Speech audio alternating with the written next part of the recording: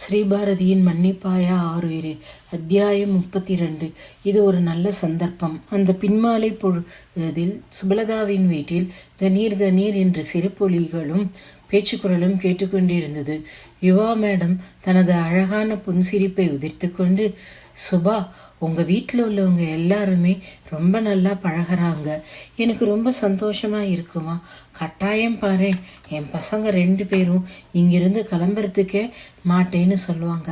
அந்த அளவுக்கு உங்கள் வீட்டுக்காரங்க எல்லாருமே எங்கள்கிட்ட ரொம்ப அன்பாக பழகிட்டு இருக்காங்க என்று யுவா தனது மகிழ்ச்சியை பரிமாறிக்கொண்டிருந்தார். அப்பொழுது யுவாவின் அருகில் வந்த கவிதாவும், யுவா மேடம், உங்கள் பையனும் பொண்ணும் எப்போ வராங்க?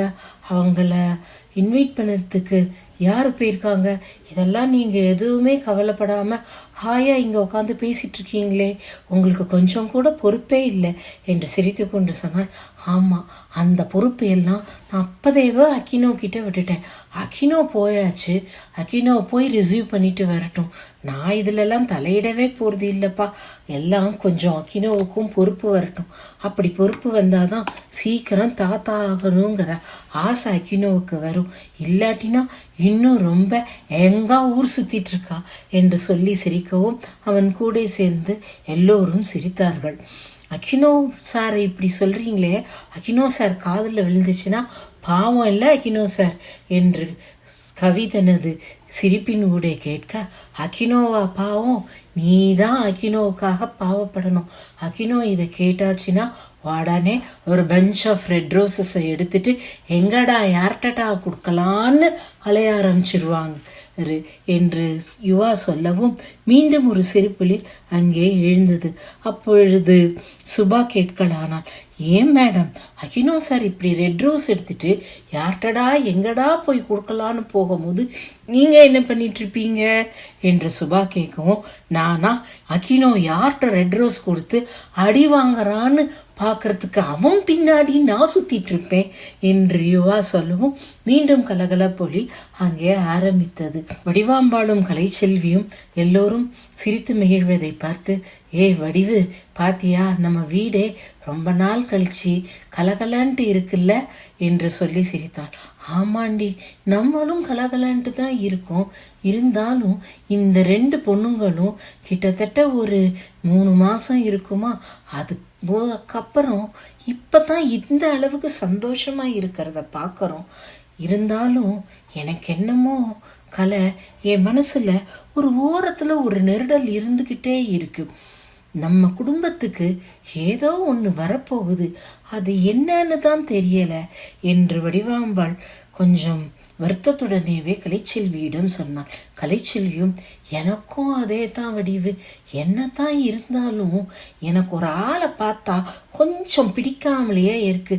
யாரு, அந்த தயானந்த சொல்றியா? அட ஆமாம், தயானந்தையே தான் நானும் சொல்கிறேன். இல்லை கலை, தயானந்த பார்த்தா எனக்கு அவ்வளோ வெறுப்பு வரல. ஆனால் இன்னும் வேற ஏதோ ஒன்று தோணுது.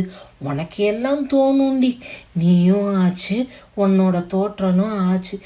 சரி, என்ன இருந்தாலும் நம்ம மீட்டிங்கை விட்டுறக்கூடாது இந்த கூத்துல என்று சொல்லிக்கொண்டு கலைச்செல்வி வடிவாம்பாளின் வெத்தலை பொட்டியை எடுத்துக்கொண்டாள். இல்லை கலை, நாம் இன்னைக்கு போக வேண்டாம். நம்ம விருந்தாளிகள்லாம் வர்ற நேரமாச்சு, அவங்க எப்போ வருவாங்கன்னு தெரியல. அதனால இன்னைக்கு நம்ம மீட்டிங்க்கு லீவ் போட வேண்டியதுதான் என்று வடிவாம்பாள் சொல்லவும் கலைச்செல்வி, அதெல்லாம் முடியாது. நீ வரதா இருந்தா வா, வராட்டி போ. நான் முன்னாடி போய்கிட்டே இருக்கேன். எதுக்கும் உன் வெத்தலை போட்டி என்கிட்டயே இருக்கட்டும். நீ வந்துட்டு உன் வெத்தலை போட்டி இல்லைன்னா இன்னும் அதுக்கு வேற என்கிட்ட வள்ளி செல்லுன்னு விடுவேன் என்று சொன்ன கலைச்செல்வி வடிவாம்பாளின் அடுத்த வார்த்தையை கேட்க அங்கு இல்லாமல் சிரித்து கொண்டே முன்னே சென்று கொண்டிருந்தாள். வடிவாம்பாலும், என்னை பற்றி நல்லா தெரிஞ்சு வச்சவ நீதாண்டி, அன்னிலேந்து இன்னி வரைக்கும் என்று சொல்லிக்கொண்டே கலைச்செல்வியை பின்தொடர்ந்தாள் வடிவாம்பா. கருணாகரியின் கண்டிப்பான உத்தரவினால் பாலன் முடிந்த அளவுக்கு அங்கே இருந்து எந்த ஆண்மகனையும் எங்கே விடாமல் பார்த்து கொண்டேதான் இருந்தான். இதனால் பார்த்தசாரதிக்கு கொஞ்சம் போர் அடிக்கவே தொடங்கியது. நம்ம சீக்கிரம் வந்துட்டோம், வந்து இங்கே உக்காந்துருந்தா எல்லார் கூடயும் ஒரு வம்படிக்கலாம். அதுவும் முக்கியமாக கவிதாவோடு நல்ல டைம் ஸ்பெண்ட் பண்ணலான்ட்டு பார்த்தா கவிதா இந்த பக்கமே வர்ற காணுமே. நாங்களும் அப்போவே வந்து இங்கேயே உட்காந்துட்டு இருக்கோம். என்ன இருந்தாலும் கொஞ்சம் போர் அடிக்கத்தான் செய்யுது. சரி, நாம் இப்படி ஒரு வாக்கிங் கிளம்பலாம். எப்படியாவது நம்ம மனசை கவர்ந்த தேவதை நமக்கு தரிசனம் கொடுக்கறதுக்காக அங்கே இங்கே எப்படியாவது வந்து முகத்தை காட்டுறாளான்னு பார்ப்போம் என்று மனதில் நினைத்து கொண்ட பார்த்தசாரதி அந்த வீட்டை விட்டு கிளம்ப தயாராகி கொண்டிருந்தான். அங்கே வந்த தயானந்த், என்ன பார்த்தா, எங்கே கிளம்பிட்ட என்று கேட்டான். அது ஒன்றும் இல்லைப்பா, நேரமும் ஆயிட்டே போகுது, மணி 7:30 ஆயாச்சு. இன்னைக்கு சாயங்காலத்துக்கு மேலே எங்கேயும் சுற்ற வேண்டான்ட்டு நீயும் சொல்லிட்ட. அதுதான் வீட்டுக்குள்ளேயே உட்கார கொஞ்சம் போர் அடிக்குது. இப்படி காலால் ஒரு நடந்துட்டு வரலான்ட்டு நினைக்கிறேன். வெளியே கிளம்புறேன். நீ என்ன பண்ண போற என்று கேட்டான் பார்த்தசாரதியும். எனக்கும் கொஞ்சம் போர் அடிக்கத்தான் செய்கிறது. வா, நானும் உன் கூட ஒரு காலார ஒரு 2 நடக்கிறேன் என்று சொன்ன தயானந்தும் பார்த்தசாரதியனுடன் வெளியே கிளம்பினான். பார்த்தசாரதியும் தயானந்தும் சிறு நடைபயிற்சியில் ஈடுபட்டு கொண்டிருந்தார்கள். அவர்கள் சென்று கொண்டிருக்கும் பொழுதே அங்கே ஒரு கும்பலை கண்டார்கள். அந்த கும்பலில் வடிவாம்பாளும் கலைச்செல்வியும் சிரித்து பேசி கொண்டிருந்தார்கள். அது கிட்டத்தட்ட ஒரு முதியோர்கள் கூட்டம் என்றே சொல்லலாம். பல முதியவர்கள் அங்கே ஒன்று கூடி கொண்டு கேலி கிண்டல் என்று இருந்தார்கள். பார்த்தசாரதி மெல்ல அவர்கள் என்ன பேசுகிறார்கள் என்பதை கேட்க ஆவலாக அந்த கும்பலில் கலக்க உள்ளே சென்றபொழுது தயானந்தும் கொஞ்சம் ஆவலாக எட்டி பார்த்தான். ஆனால் தயானந்துக்கு 10 நிமிடத்தில் போர் அடிக்க தொடங்கியது. இவங்க என்னடான்னா பழைய கதையெல்லாம் பேசிக்கிட்டு உட்காந்துட்டு இருக்காங்க, இது நமக்கு சரிப்பட்டு வராது என்று சொன்னவன் பார்த்தசாரதியிடம், டே பார்த்தா, ரொம்ப போர் அடிக்குதுடா, வா போகலாம் என்று சொன்னான். இல்லை, நான் இங்கே இருக்க போறேன், நீ வேணா போ என்று பார்த்தசாரதி அந்த முதியவர்களுடன் ஐக்கியமானான். தயானந்துக்கு மிகவும் போரடிக்க அப்படியே நடந்து கொண்டு சென்றவன் தனது பேண்ட் பாக்கெட்டில் இருந்து ஒரு சிகரெட்டை எடுத்து பற்ற வைத்து கொண்டான். சிகரெட்டை ஊதியபடி தான் நடக்கும் திக்கு தெரியாமல் சென்று கொண்டிருந்தான். கொஞ்சம் நேரத்துக்கு பின் அவனின் போன் சினுங்கியது. அந்த போனை எடுத்து பார்த்தவன் ஜனனி என்ற பெயரை பார்த்ததும், சப்ப ஃபிகர், இப்போ பார்க்க ஃபோன் பண்ணுது, இவளை எடுத்தான்னா அருன்னு அறுத்துருவா, நோ என்று சொன்னவன் மீண்டும் போனை தனது பயன் பாக்கெட்டிலேயே போட்டு கொண்டான். தயானந்த் எதிர்பார்த்து வந்தது வேற. தான் எப்படியாவது சுபலதாவின் வீட்டுக்குள் நுழைய வேண்டும், அல்லது சுபலதாவிடம் இன்னும் பேச வேண்டும், அவள் தன்னருகில் இருக்க வேண்டும் என்று நினைத்து கொண்டு வந்தவனுக்கு சுபலதா கண்ணிலேயே படவில்லை. அவள் வரவே இல்லை என்பதை நினைக்கும் பொழுது கொஞ்சம் போர் அடிக்கவே செய்தது. இருந்தாலும் மனதை தளர்த்து விடாமல், நாளை எப்படியாவது அவள் வருவாள், அவளிடம் கட்டாயம் நான் உறவை ஏற்படுத்தி கொள்ள வேண்டும் என்று மனதுக்குள் நினைத்தான். நினைத்தவன் அப்படியே திரும்பி நடக்கலானான். அப்படி நடந்து கொண்டிருந்தவன் எவ்வளவு தூரம் சென்றான், எத்தனை மணி நேரம் ஆனது என்பது தெரியவில்லை. கொஞ்சம் நேரத்துக்கு பின் பார்த்தசாரதியும் உடன் இல்லாத காரணத்தினால் தயானந்துக்கு ரொம்பவே போரடிக்க தனது கால் போன போக்கில் தயானந்த் நடந்து சென்று கொண்டிருந்தான். அப்படி சென்று கொண்டிருந்தவன் எவ்வளவு தூரம் நடந்தான் என்பதே தெரியவில்லை. ரொம்ப நேரம் ஆனதும் தனது கை கடிகாரத்தை பார்த்தவனுக்கு மணி 8:30 என்று காட்டியது. ஓ, 8:30 மணி ஆயிடுச்சா, இவ்வளோ நேரம் நம்ம நடந்து வந்துட்டோமா, சரி நம்ம திரும்பி நடக்கலாம் என்று மனதுக்குள் எண்ணிய தயானந்த் மீண்டும் திரும்பி நடக்க துவங்கும் பொழுது சற்று தொலைவில் அவனுக்கு மிகவும் பழக்கப்பட்ட ஒரு உருவம் அந்த வீட்டில் இருந்து இறங்கி வருவது போல் தோன்றியது தயானந்துக்கு. யார் என்று பார்ப்பதற்காக அந்த தெருவிளக்கின் வெளிச்சத்தில் அந்த முகத்தை பார்க்க ஆவலோடு 2 எட்டு எடுத்து வைத்தவன் சுபலதாவை கண்டதும் அவன் மனது லேசாக விசிலடிக்க தொடங்கியது. ஆனால் இந்த வீட்டில் இருந்து எதை எடுத்துக்கொண்டு இறங்குகிறாள் என்று யோசித்தபடியே தயானந்த் சுபலதாவை நோக்கி நடக்க ஆரம்பிக்கும் பொழுது சுபலதா அந்த வீட்டில் இருந்து இறங்கி வேகமாக முன்னே நடக்க ஆரம்பித்தார். தயானந்தும் சுபலதா இறங்கிய வீட்டின் வாசலில் வந்து எட்டி பார்த்தான். இங்கே அந்த வீட்டின் வாசலில் இங்கு பசும்பால் கிடைக்கும் என்று எழுதி வைத்து இருந்தது. ஒரு கூடையில் ஒரு பானை மூடி வைத்திருந்தது. அதன் அருகில் ஒரு பால் கேனும் இருந்தது. அங்கே பக்கத்தில் ஒரு கிழவி உட்கார்ந்திருந்தா. என்னப்பா, உனக்கு பால் வேணுமா இல்ல நெய் வேணுமா என்று கேட்டார். தயானந்த் அவரை பார்த்து ஒன்றும் வேண்டாம் என்று தலையை ஆட்டிவிட்டு சுபலதாவை பின்தொடர ஆரம்பித்தான். ஓஹோ, இங்க வந்து ஏதோ வாங்க வந்திருக்கா, அதுதான் வாங்கிட்டு போயிட்டே இருக்கா. ஆனா சுபலதாவிட்ட பேசுறதுக்கு இது ஒரு நல்ல சந்தர்ப்பமாக இருக்கும் போல இருக்கேன். எப்போதுமே சுபலதாவை அட்டை மாதிரி ஒட்டிட்டு இருக்கிற கவிதாவையும் காணும். அவ எங்க போனாலும் பின்னாடியே வந்து லுக்கு விடுற பாலனையும் காணும். இதுவும் ஒரு நல்லதுக்கு தான். அகினோ சாரோட பாலன் ஏர்போர்ட்டுக்கு போயிருக்கிறது. அதனால நாம இப்போ எப்படியாவது சுபலதாவிடம் பேசியே ஆக வேண்டும் என்று சுபலதாவை பின்தொடர ஆரம்பித்தான். அவ்வளவு கூட்டமாக இல்லை. ஏனால் அது ஒரு மிதமான கிராமத்து சூழ்நிலையில் அவர்கள் இருப்பதினால் அங்கே ஆங்காங்கு கூடியிருக்கும் மக்கள் தன் வேலைகளை பார்த்து கொண்டிருந்தார்கள். பல இடங்கள் வெறும் காலியான வீட்டுமனையாகவே இருந்தது. அதையும் தாண்டி இருக்கும் வீடுகளில் அங்கொருவர் இங்கொருவர் வெளியில் எட்டி பார்ப்பதே அபூர்வம் என்பது போல் இருந்தது. ஆனால் ஒரே இடத்தில் கூடிக்கொண்டு நிறைய பேர் வம்பளத்து கொண்டிருந்தார்கள். இதுவும் தயானந்துக்கு சௌரியமாக ஆனது. சுபலதா தன்னை தயானந்த் தொடர்வதை எதிர்பார்க்காமல் அவள் சென்று கொண்டிருந்தாள். அப்பொழுது மேகம் இருட்டு கொண்டு வந்து காற்றும் பலமாக வீசத் தொடங்கியது. காற்றின் பலமாக வீசும் பொழுது சுபலதா தெருவிளக்கை கடந்து சென்று கொண்டிருந்தாள். அப்படி செல்லும் பொழுது கால் தடுமாற சுபலதா தன்னை நிதானப்படுத்திக் கொண்டு திரும்பும் பொழுது காற்றின் வேகத்தினால் சுபலதாவின் தாவணியும் காற்றோடு சேர்ந்து விலகியது.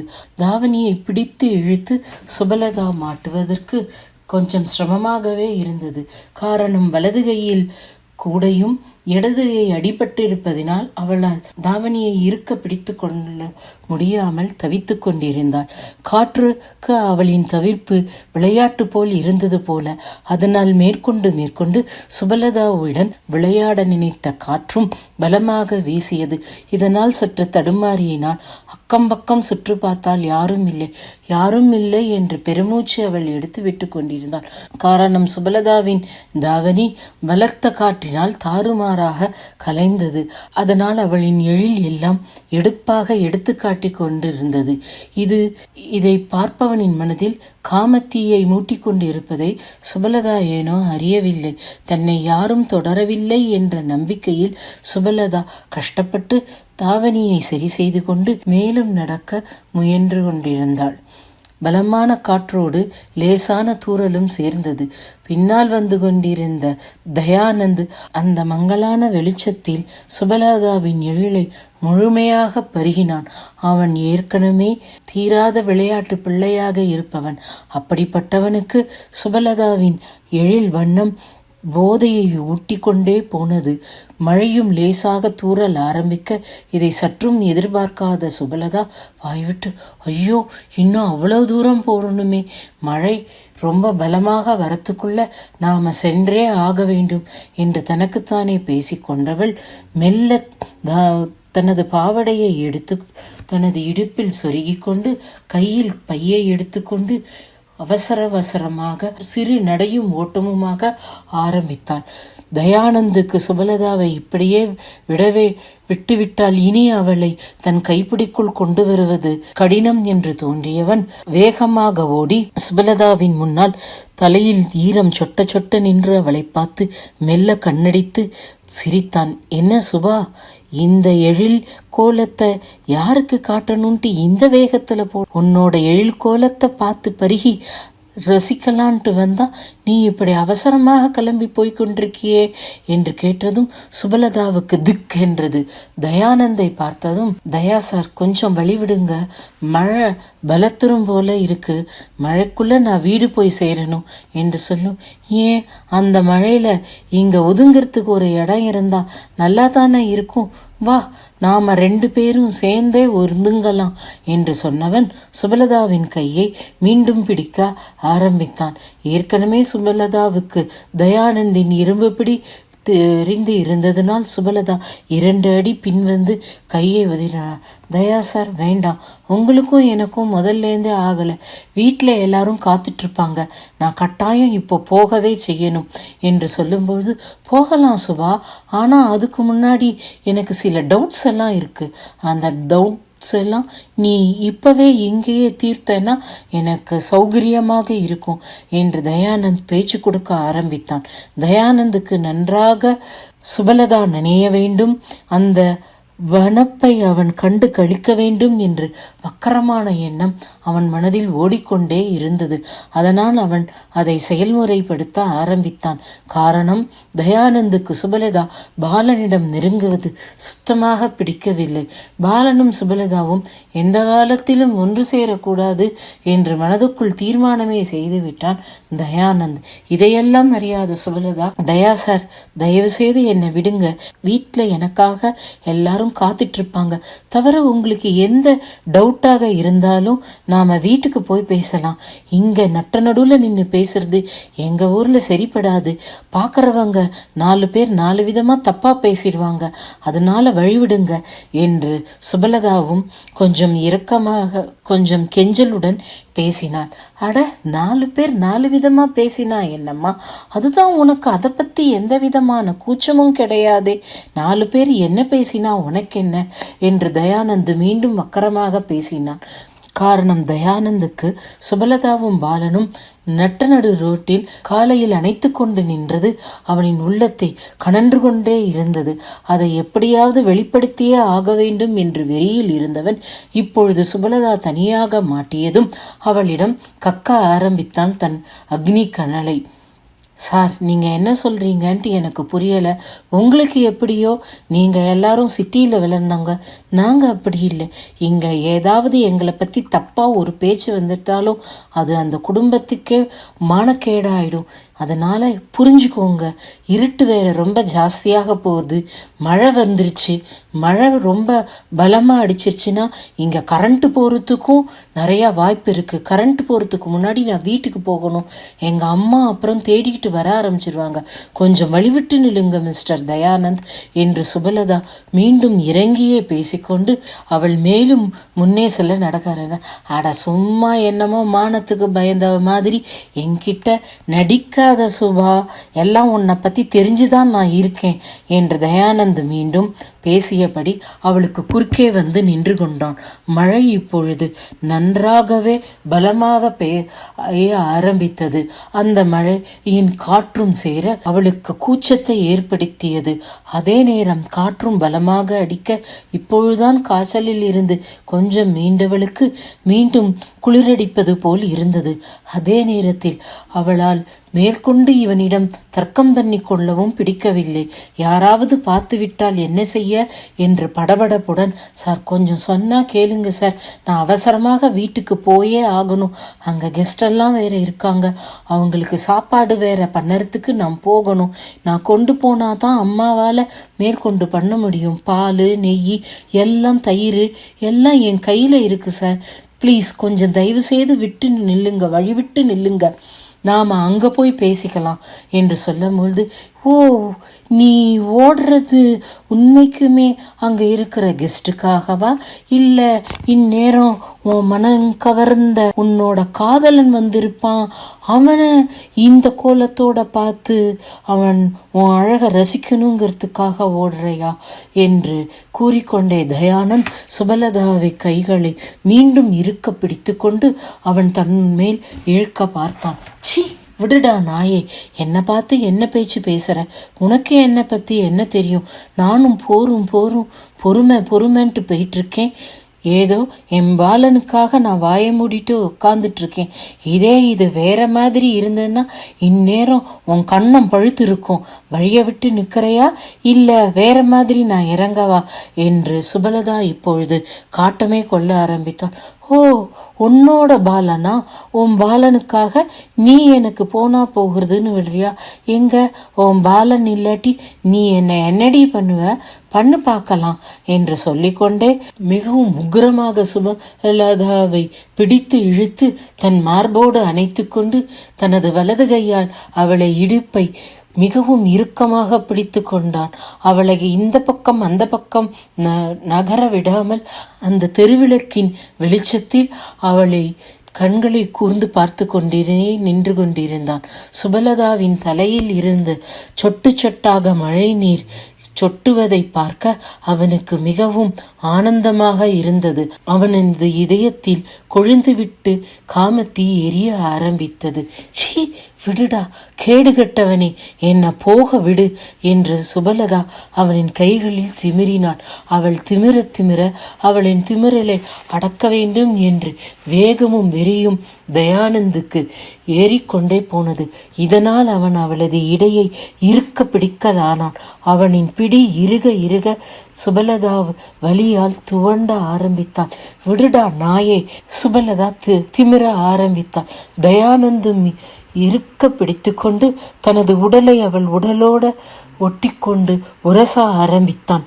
இதனால் சுபலதாவின் உடலிலும் 1000 மாற்றங்கள் ஏற்பட்டது. தன்னை காப்பாற்றிக் கொள்ள அவள் திமிர ஆரம்பித்தாள். தயானந்தின் ஸ்டைலே வேற மாதிரி. எப்பொழுதும் அவன் 2 பட்டன்கள் திறந்து விட்டு கொண்டுதான் நடைப்பயிற்சி செய்வது வழக்கம்.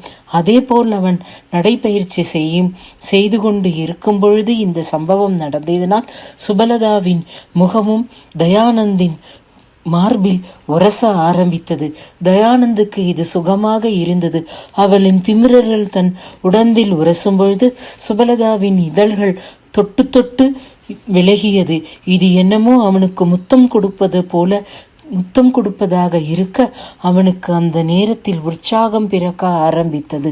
சுபலதா தன்னை காப்பாற்றிக் கொள்ள அவள் திமிரிக்கொண்டே இருந்தவள் வேறு வழியில்லாமல் தயானந்தின் மார்பை நன்று அழுத்தி கடித்து விட்டாள். இதன் வழி தாங்காமல் ஆ என்று கத்திக்கொண்டு தயானந்த் விலக, சீ நாயே, இதுக்கு வேற ஆளை பாரு. உனக்கு இந்த மழையில வெறியில உரசணும்னா அதுக்குன்னு உன் வட்டாரத்துல 10 பேர் இருப்பாங்க. அதுதான் இன்னைக்கு காலையில ஆட்டோல கொஞ்சம் பேசினியே, அவள்கிட்ட போய் உரசு, அவ இதுக்கு சரியும்பா. இந்த மாதிரி ஆளு நான் இல்லை, அதை புரிஞ்சுக்கோ என்று சொல்லிக்கொண்டு சுபலதா மேற்கொண்டு செல்லும் பொழுது தயானந்துக்கு கோபம் உச்சத்தை அடைத. என்னடி சொன்ன? யாரை பார்த்து என்ன சொன்ன? என்ன பார்த்தா இப்படி சொன்ன என்று அவளை பிடித்து இழுத்தவன் ஓங்கி அவளின் கன்னத்தில் ஓர் அறையும் அரைந்து விட்டான். அதனால் சுபலதா அம்மா என்று சுருண்டு கீழே விழுந்தாள். அவள் விழுந்த வேகத்தில் அவள் கையில் இருந்த பால் பாத்திரம் கீழே உருண்டு ஓடியது. பால் எல்லாம் சிதறியது. சுபலதாவின் கை கன்னத்தில் இருக்க அப்படி எடுக்கும் பொழுது அவளின் கன்னத்தில் 3 கோடுகள் நன்றாக பதிந்து விட்டது. எரிச்சல் தாங்க முடியவில்லை சுபலதாவும். நீ என்ன பார்த்து சொல்றியாடி? நீ மாத்திரம் என்ன கொஞ்சம் கூட வெக்கம் இல்லாம காலங்காத்தால அந்த பாலன் உன்னை நடு ரோட்ல அணைச்சிக்கிறான், நீயும் அவன் மார்புல சாஞ்சிட்டு தானடி இருந்த. என் மார்பு கசக்குது, அவன் மார்பு உனக்கு சுகமாக இனிச்சதோ? காலையில என்ன பார்த்து பேச வந்த நீ முதல்ல ஒன்ன தெரிஞ்சுக்கோ என்று தயானந்தும் சீர சுபலதா அவனை இருத்தி விடுவது போல் பார்த்தான். இவனிடம் எதுவும் பேச கூடாது என்று நினைத்து கொண்டே எழுந்தவிடம். ஓ, உண்மை அப்படி சுடுதோ? இப்பவும் சொல்லறேன் கேட்டுக்கோ. என் மார்பு எரியுது, அவன் மார்பு உனக்கு குளிருதா? போக போக பாரு, என் மார்பு தான் உனக்கு குளிரணும், அவன் மார்பு உனக்கு எரியணும் என்று தயானந்த் கத்த. அது ஏன் இஷ்டம், நான் எப்படி வேணாலும் இருப்பேன், அதை கேட்க நீ யாருடா என்று சுபலதா தயானந்திடம் சீர. அதே மாதிரி தான், நான் எப்படி வேணாலும் இருப்பேன், யார்கிட்டையும் எப்படி வேணாலும் கொஞ்சி பேசுவேன், அதை சொல்ல நீ யாருடி என்று தயானந்தம் சீர. அது அங்க அவள்கிட்ட வச்சுக்கோ, என்கிட்ட வச்சுக்காத. கோபத்துடன் தயானந்தை பார்த்து வார்த்தைகளை கொட்டிவிட்டு அவள் நடக்க செல்லும் பொழுது மழையின் காரணமாக சேரும் சகதியமாக ஆகிவிட்டதினால் அவளின் கால் வழுக்கி மீண்டும் கீழே விழப்போனான். விழப்போனவனை ஓடிப்போய் தாங்கிக் கொண்டான் தயானந்தும். அப்படி தாங்கியவன் அவளை அப்படியே லாவகமாக சுழட்டி தன்னோடு அணைத்து கொண்டு அவளின் காதுகளில் தனது சூடான மூச்சு காற்று பட மெல்ல கிசுகிசுத்தான். என்ன சுபா, இந்த மழைக்கும் இந்த காற்றுக்கும் என் அணைப்பு உன் உடம்புல சூடேற்றாம நான் உன்னை விடமாட்டேன் என்று சொன்னவன் அப்படியே அவளின் தோள்களில் தனது இதழ்களை அழுத்த முத்தமிட்டான். சுபலதாவின் உடம்பில் 1000 மின்னல்கள் மின்ன ஆரம்பித்தது. அவனிடம் இருந்து தன்னை தப்பிக்க சுபலதா முயற்சிக்கும் பொழுது, என் மார்புல நீ போட்டவடு உன்னோட தோல்ல நான் போட போறேண்டி, இதை எல்லாரும் பார்க்கணும் என்று சொல்ல சுபலதாவின் தோள்களில் தனது பற்களால் வடுவை ஏற்படுத்தினான். சுபலதா துவண்டு அப்படியே அமர்ந்து விட்டால் வலி தாங்க முடியாமல். இதற்குள் மழை நன்றாக பெய்ய ஆரம்பிக்க, இதற்கு மேல் தான் இங்கே இவனோடு வாக்குவாதம் செய்வதும் தவறு, தன்னை காப்பாற்ற யாரும் வரமாட்டார்களா என்று ஒரு ஏக்கமும் சுபலதாவின் மனதில். இவ்வளவு தூரம் தனக்காக இப்பொழுது யார் வர போகிறார்கள் என்று நினைத்து கொண்டே இருக்கையில், ஏய் சுபா எங்கடி இருக்க என்று கவிதாவின் குரல் கேட்கவும், கவி நான் இங்க இருக்கேன் என்று சுபலதா அமர்ந்தபடியே குரல் கொடுக்க ஆரம்பித்தாள். அவளின் கண்களில் இருந்து கண்ணீர் வரத் தொடங்கியது. கவிதாவின் குரலை கேட்டவுன் தனக்காக ஒரு ஆள் வருகிறாள் என்ற தெம்பும், அதே நேரத்தில் இவனிடம் இப்படி கீழ்த்தரமாக தான் மாட்டிக்கொண்டோமே என்ற வேதனையும். கவிதாவை கண்டவுடன் தயானந்த் அதற்கு மேல் சுபலதாவை நெருங்க முடியாமல் ஒரு எட்டு பின்வாங்கியே நின்றான். அந்த தெருவிளக்கின் வெளிச்சத்தில் கவியின் டார்ச் ஒளி லேசாக அந்த பக்கம் இந்த பக்கம் ஆட்டியபடியே வந்தது. சுபலதா அமர்ந்திருப்பதை பார்த்து, என்னடி ஆச்சு, என்ன ஆச்சு, வழிக்கு விழுந்துட்டேண்டி, அடி ஒன்றும் பலமாயில்லையே என்று கேட்டாள் கவிதாவும். நல்ல வேளை, பெரிய சேதாரம் வரத்துக்கு முன்னாடி நீ வந்துட்ட, கொஞ்சம் கை குடுடி என்று கேட்டாள் சுபலதாவும். கவிதா சுபலதாவை மட்டுமே பார்த்து கொண்டு ஓடி வந்ததால் அருகில் நின்ற தயானந்தை கவனிக்கவே இல்லை. அவள் சுபலதாவை எழுப்பும் பொழுதுதான் அருகில் தயானந்த் இருப்பதை பார்த்து ஆச்சரியப்பட்டாள். தயா சார், நீங்க எப்படி இங்க என்று கேட்டாள். ஒன்றும் இல்லை, இந்த பக்கம் வாக்கிங் வந்தேன், யாரோ கீழே வழிக்கு விழுந்துட்டாங்க, அதுதான் தூக்கி விடுறதுக்கு வந்தேன்.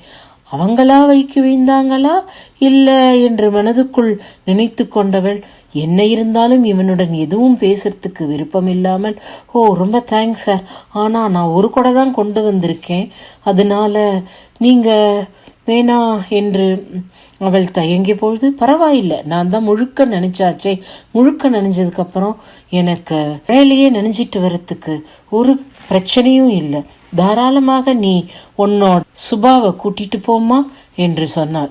சுபாவும் மெல்ல எழுந்து நடக்க ஆரம்பித்தாள்.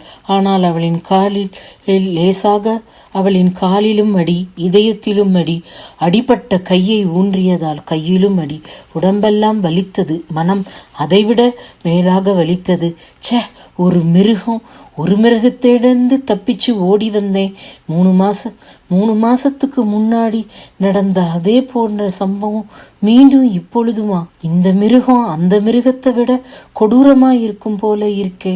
சுபலதாவுக்கு இப்பொழுது தனக்கு நேர்ந்ததை நினைத்து பார்க்கையில் அவளால் தாங்கிக் கொள்ளவே முடியவில்லை. அதன் ஏக்கமாக கண்ணீர் முட்டிக்கொண்டு வந்தது. அழ ஆரம்பித்தாள். மழையும் ஜோ என்று பெய்ததால் அவளின் அழுகை யாருக்கும் வெளியில் தெரியவில்லை. அவர்கள் இருவரின் கூடவே நடந்து வந்து கொண்டிருந்த தயானந்துக்கும் மனதின் புழுக்கம் அதிகரித்து கொண்டே போனது. என்னதான் மழை கொட்டினாலும் காற்று வீசினாலும் அவனுக்கு சில்லென்று உணரவில்லை. அதற்கு பதிலாக தீயாக கனன்று கொண்டிருந்தான். எப்படி இருந்தாலும் சுபலதா தன் மேல் உரசியதும், சுபலதாவின் முகம் தன் மார்பில் புதைந்ததும், அவளின் இதழ்கள் தன் மார்பில் ஒற்றியதும் அவனுக்கு மேலும் மேலும் காமத்தீயை மூட்டிக்கொண்டே சென்றது. அவனால் சுபலதாவை ஆண்டு அனுபவிக்க முடியவில்லையே என்ற ஏக்கம்தான் ஏறிக்கொண்டே போனதே தவிர தான் சுபலதாவுக்கு செய்ததை கொஞ்சமும் நினைத்து பார்க்காமல் சுபலதாவை தன்னால் இன்று அனுபவிக்க முடியவில்லையே என்ற ஏக்கத்தில் இருந்தான் தயானந்தும். சுபலதாவின் உடலும் தனது உடலும் உரசியதை நினைத்து கொண்டு அந்த ஏக்கத்திலேயே இருந்தான் தயானந்தும். இது எதுவும் தெரியாமல் கவிதாவும் சுபாவிடம், ஏ சுபா, என்னடி ஒரு மாதிரி இருக்க, என்னாச்சு, முகமெல்லாம் எப்படியோ இருக்கு என்று கேட்டா. ஒன்றும் இல்லடி, திரும்ப திரும்ப விழுந்ததுனால கொஞ்சம் ஒரு மாதிரி இருந்தது. தவிர நான் வரும்பொழுது ஒரு வெறி நாய் என் மேல பாய்ஞ்சிச்சு. அதுதான். அச்சுச்சோ, அது உன்னை கீறிருச்சா என்று அதிர்ச்சியுடன் கேட்டான். கவிதாவும் ஆமா, ஆனா அப்போ பலமான கீறலா என்று மீண்டும் கேட்டால். கவியும் பலமான கீறல் இல்ல, ஆனா கொஞ்சம் கீறல் தான் என்று சொல்லிவிட்டு தலையை தொங்க போட்டு கொண்டாள் சுபாவும். இதை கேட்டுக்கொண்டிருந்த தயானந்துக்கு, ஓ நான் வெறிநாயா? ஓ என்ன வெறிநாய்னு சொல்லுறியா நீ? இருடி, இந்த வெறிநாய் மேலே விழுந்து குதறும்பொழுது எப்படி இருக்குங்கிறத நீ ஒரு நாள் பார்க்கத்தானே போற. அப்போ என்கிட்ட கெஞ்சுவ இல்லை, அப்போ வச்சுக்கிறேன் உன்னை. இந்த வெறிநாய் குதற ஆரம்பிச்சதுன்னா எப்படி இருக்குங்கிறத உனக்கு காட்டாம விட போறது இல்லை. அப்படி நான் காட்டாம இருந்துட்டேன்னா என் பேர் தயானந்தே இல்லை என்று மனதுக்குள் கொடூரமாக சுபலதாவின் மேல் வஞ்சகத்தை மேலும் வளர்த்து கொண்டான் தயானந்த். இது எதுவுமே தெரியாமல் அங்கே சுபலதாவின் வருகைக்காக ஆவலாக காத்து கொண்டிருந்தார்கள் பலர். அப்படி அவர்கள் காத்து கொண்டிருக்கும் நேரத்தில் அப்படி மனதாலும் உடலாலும் வெந்து கொண்டு வந்த சுபலதாவின் மனநிலையும் உடல்நிலையும் அறியாமல் அங்கே காத்து கொண்டிருந்தவர்களில் முக்கியமானவன் சுபலதாவின் முகத்தை கண்டதும் ஏனோ அவனின் மனம் வாடத் தொடங்கியது. இது என்ன வினோதம், அவள் வாடினால் நான் ஏன் வாட வேண்டும் என்று அந்த தருணத்தில் நினைத்தவன் அப்படியே சிலையாக அமர்ந்து விட்டான்.